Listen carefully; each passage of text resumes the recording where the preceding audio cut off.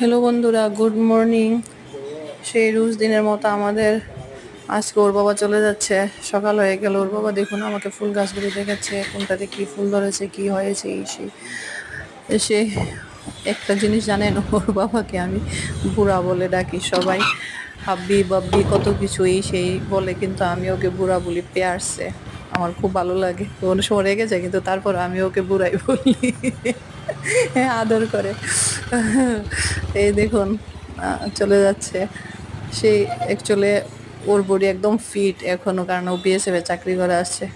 Figure একদম tight fit, খুব সুন্দর। কিন্তু তারপরে বুড়া বলে আমার খুব ভালো লাগে। এই দেখুন সকালের পরিবেশটা কি সুন্দর।